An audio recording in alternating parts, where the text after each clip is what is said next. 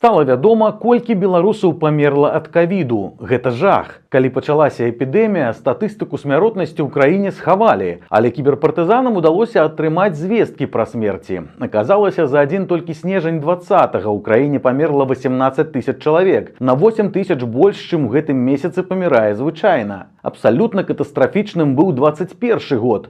Вакцынацыя яшчэ не ахапіла ўсяго насельніцтва, а пратэсту ўлада ўжо не баялася, пайшлі масавыя рэпрэсіі.